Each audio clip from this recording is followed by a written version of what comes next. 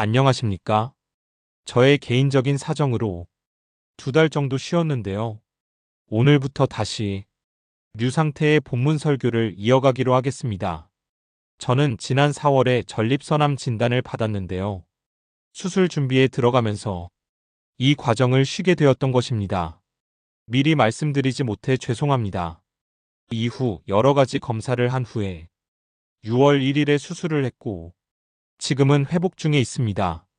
최종 진단은 전립선암 3기로 판정되었는데 저위험도로 분류되는 초기도 아니고 고위험도인 4기도 아니고 중위험도에 해당된다고 합니다. 하지만 저는 아무 두려움도 근심 걱정도 없습니다. 제 나이 60이 되었을 때부터 충분히 살았다는 생각이 들었고 큰 병이 찾아오면 편안히 받아들이겠다는 생각을 갖고 있었는데 이미 제 나이가 70이 되었기 때문입니다. 물론 치료 과정에서 오는 약간의 육체적 고통과 번거로움이 있지만 크게 문제될 것은 없습니다. 그러니 교우님들은 아무 걱정 마시고 다시 시작되는 이 과정을 함께 즐겨주시기 바랍니다. 다만 전에는 이틀에 한 번 정도로 영상은 유튜브에 글은 제 글방에 올렸었는데 앞으로는 불규칙하게 올리게 될 것 같습니다. 갑자기 입원하거나 집중 치료를 받아야 할 수 있기 때문입니다. 이 점 교우님들의 양해를 바랍니다. 이제 본론으로 들어가서 오늘은 예언자의 시대라는 제목으로 말씀을 나누고자 합니다. 먼저 이사야서 1장 1절을 보겠습니다. 이것은 아모스의 아들 이사야가 유다 왕 우시야와 요담과 아하스와 히스기야 시대에 유다와 예루살렘에 대하여 본 이상이다. 이렇게 기록되어 있습니다. 예언서의 첫 번째 책인 이사야서는 이렇게 예언자 이사야가 하나님으로부터 계시를 받는 이야기로 시작합니다. 1장 1절은 이사야가 활동하던 시기를 알리는 기록입니다. 서기전 740년경부터 700년경까지 4명의 왕이 통치하던 시대였다는 것인데요. 본문 설교로 들어가기 전에 먼저 이사야서가 어떤 책인지 개괄적으로 알아보겠습니다. 이사야부터 시작해서 예레미야, 에가, 에스겔, 다니엘, 호세아, 요엘, 아모스, 오바자, 요나, 미가, 나훔, 하박국, 스바냐, 학개, 스가랴, 말라기 이렇게 17권이 기독교에서 예언서로 분류된 책들입니다. 이 책들 가운데 15권은 유대교에서는 후기 예언서에 들어가 있습니다. 그러나 예레미야, 에가와 다니엘서는 예언서가 아니라 성문서에 들어가 있습니다. 유대교에서 후기 예언서는 대예언서라고 불리는 이사야, 예레미야, 에스겔과 호세아에서 말라기까지 12권을 하나로 묶은 12소선지서 이렇게 4권으로 되어 있습니다. 여기서 대예언서와 소예언서의 구분은 내용이 더 중요하다는 뜻이 아니라 단지 책의 분량이 많고 적음을 뜻하는 것입니다. 정기 예언서도 4권으로 구성되어 있습니다. 기독교에서 역사서로 되어 있는 여호수아, 사사기, 사무엘, 열왕기 이렇게 4권이 정기 예언서로 분류되어 있습니다. 사무엘과 열왕기는 기독교 성서에서는 상하권으로 나누어져 있지만 히브리 성서에서는 각각 한 권으로 되어 있습니다.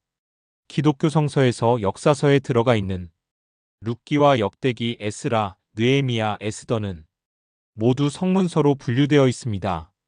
예언자란 하나님의 뜻을 다른 사람에게 전하는 사람을 의미합니다. 미래의 일을 미리 알려주는 사람이라는 의미는 담겨있지 않습니다.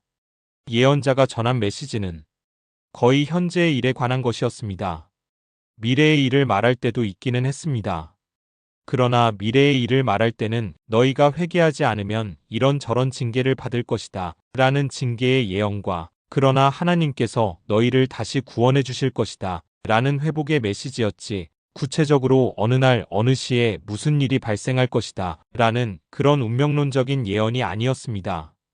다니엘서와 요한계시록은 미래의 사건을 구체적으로 예언하지 않았는가 라고 반문할 수 있겠습니다. 하지만 그건 그 책들의 성격을 잘못 이해해서 생긴 오해입니다. 예언자들 중에서 성서에 책을 남긴 예언자를 문서 예언자라고 학자들은 부릅니다. 문서 예언자들이 활동한 시기는 대체로 서기전 750년에서 450년경이 300년 동안에 집중되어 있습니다.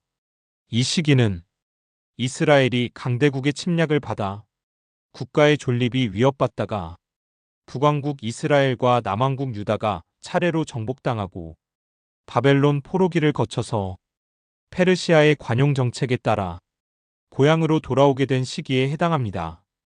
이사야는 서기전 740년경부터 700년경까지 약 40년 동안 예루살렘에서 활동한 예언자입니다. 이사야가 활동하던 시기에 북왕국 이스라엘이 아시리아에 점령되어 멸망했고 남왕국 유다는 아시리아와 바벨론 사이에서 줄타기 외교를 하던 위태한 시기였습니다. 이사야서는 내용상 크게 두 부분으로 나뉘어집니다. 1장에서 39장까지는 이사야가 활동하던 시대의 이야기고 40장에서 마지막 66장까지는 이사야가 죽고 150년 정도 지난 바벨론 제국 말기의 포로 시대와 페르시아 제국 초기의 일이 기록되어 있습니다. 그래서 오늘날의 학자들은 대부분 40장 이후를 예루살렘의 이사야와 구별해서 제2이사야라고 부릅니다. 하지만 예루살렘의 이사야의 작품으로 간주되는 1장에서 39장까지의 본문도 모두 이사야 자신이 기록한 것은 아닙니다. 이사야서의 저자는 한두 사람이 아닙니다. 이사야서는 수많은 글의 모음들이 이사야라는 이름 아래 하나로 결합된 책입니다. 서로 다른 글모음들이 때로는 여러 장 안에, 때로는 한 장 안에도 함께 들어있어서 일관성을 찾기 힘든 글들도 적지 않습니다. 이사야의 제자들이나 그 이후의 사람들이 자신들의 시대에 일어난 일을 이사야서에 집어넣은 흔적도 곳곳에서 나타납니다. 이사야서에서 다루는 시대를 모두 합하면 서기전 8세기 후반기부터 서기전 500년경까지 200년이 넘는 방대한 시대가 됩니다. 이렇게 여러 시대 여러 편의 기록들이 모아져 있기에 신학자들의 안내를 받지 않고는 이사야서를 이해하기가 매우 어렵습니다. 오늘은 여기까지 하겠습니다. 고맙습니다.